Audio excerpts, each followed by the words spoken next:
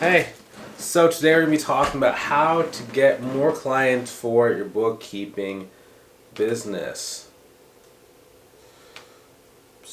Recording in progress. So the reason why learning how to get more clients for your bookkeeping business is important is because, really, in order for something to be considered a business, it's going to be making money. If it's not making money, it's still considered a hobby. Now, a lot of people, what happens is they try and move and try and grow, but they never really get it past that hobby stage. What ends up happening most times is that their friends and family talk them out of the business. Like, oh well, it's not working. You're not making any money. You might as well quit. Maybe you should do something different. Are you sure this is the thing you should be doing? And it's like most people can't handle that onslaught of just kind of negativity from friends and family, and they end up quitting. Now, for me, I personally, when I was getting started, didn't know anybody, right? So I didn't talk to my family really about my business. I didn't talk to friends about it, because I was really shell-shocked because I had started a business before it, which was e-commerce. I was selling things on eBay and on Amazon, and that didn't work out. And everybody knew that what I had tried was failing. So, or had failed, so I had stopped, but they didn't really know that, right? So it was always, how is that business doing? How's your e-commerce business doing? You still selling a lot of products? No, I kind of shut that down. I just wasn't making any money. It was very, very, very embarrassing. Now, today in this kind of conversation, I want to kind of talk about the overview of different marketing phases from different points of growing your business. So 0 to 5 / 0 to 10K, and 10K per month to 20K per month, right? Because they are slightly different depending on where you are inside your business. Also, if you want some help growing your business, maybe you've been thinking about growing your business and you've been trying, but it's just not quite going the way that you want. Or maybe you're thinking about starting and it's just so many different things that are in your way. So many different obstacles you have to overcome. So many different things you don't really know how to handle. And you just want a solid roadmap to be able to grow your business. Either way, if you want some help, go ahead and click the link inside the description, either above or below the video, to book a call with myself to see if I can help you inside of our mentorship program. Awesome. So let's go and attack this thing. So, phase number one of growing your business, this is 0 to 10K, just straight up. Number one, you have to be putting a lot of importance on relationships. Now, the reason why I say relationships, it's really contacts lead to contracts, which leads to cash in hand.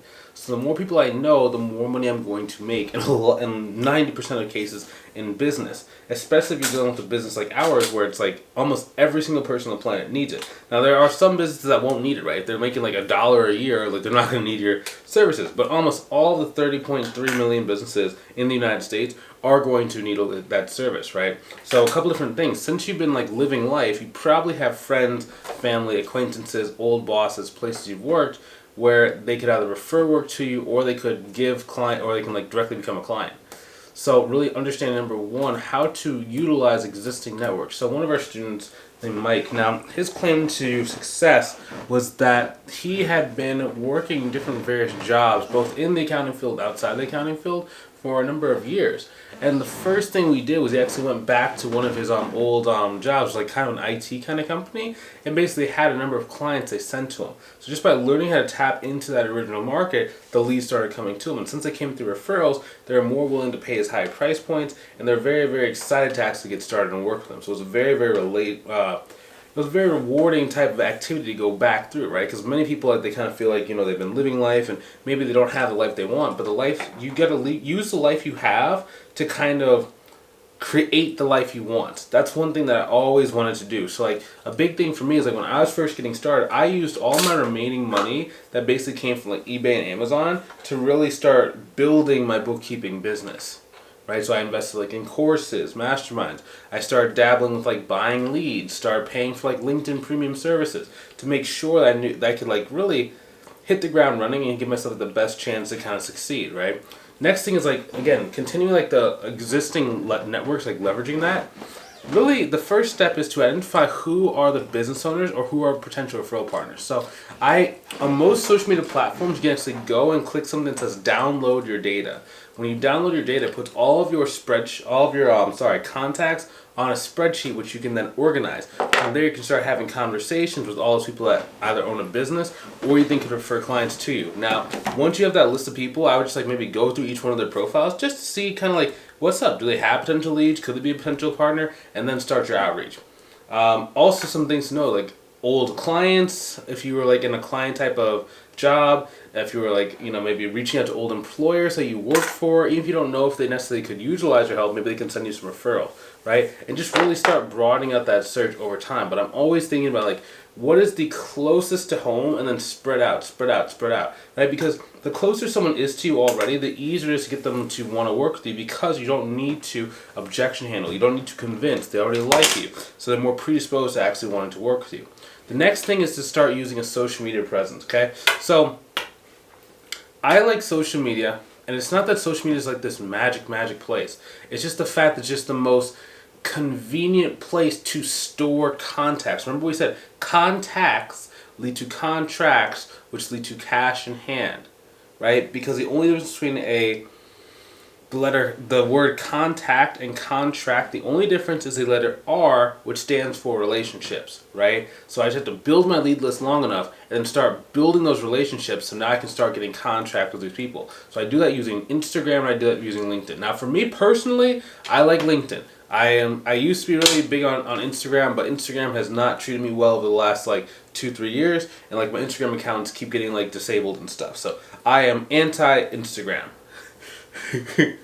Anti-Instagram for a lot of reasons. So I prefer using LinkedIn just because like the way that you can communicate with people is a lot more efficient, and like you can do a lot more research before you actually go reach out, so you can kind of tell how much money is this person making. You can also tell like, do they have someone in-house that's doing the service? If not, there are other like we call them signals that you can use to identify if a person is more likely to end up working with you.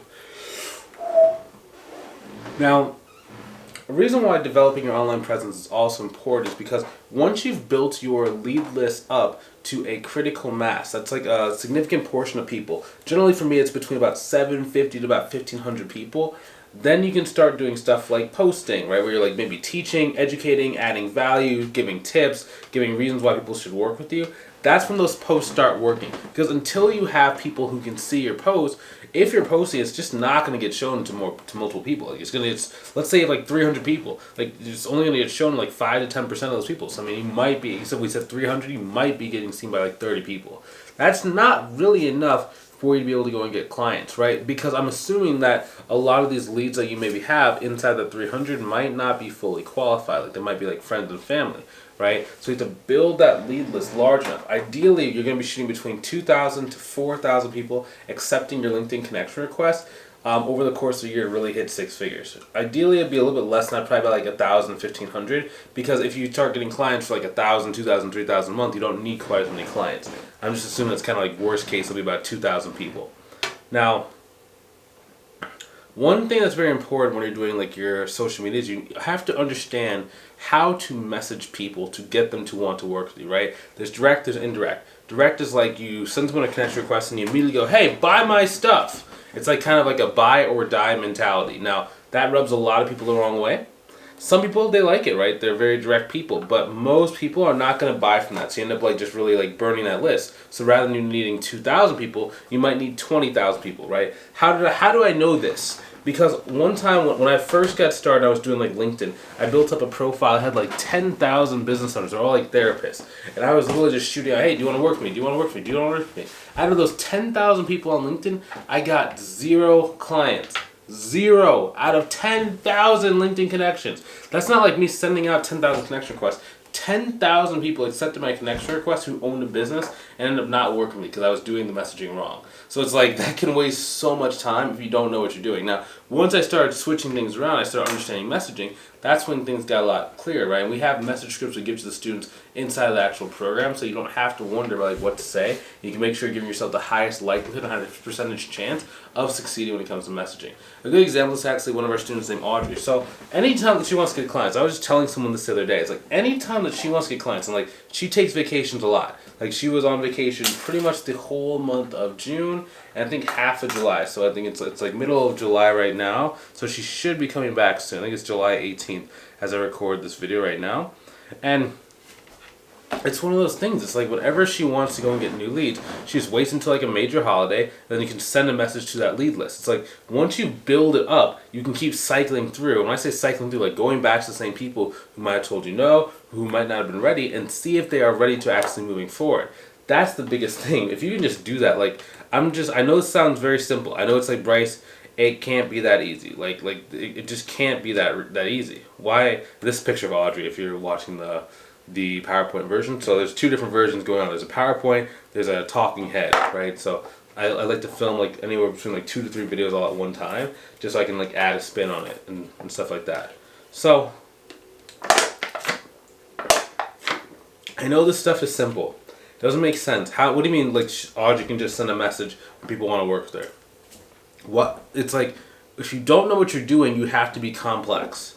You're going to try the advertising, you're going to try building the website, you're going to make the brochures, you're going to make the online profile. But when you know what you're doing, you can afford to make things simple. And I need to be simple because I need to scale, right? If things take too many different micro steps in order to make it work, it's never going to work at scale, and you could never have someone do the work, do it for you, right? Because you're always kind of at mercy of having to be the best ever to do it. Okay? Next thing.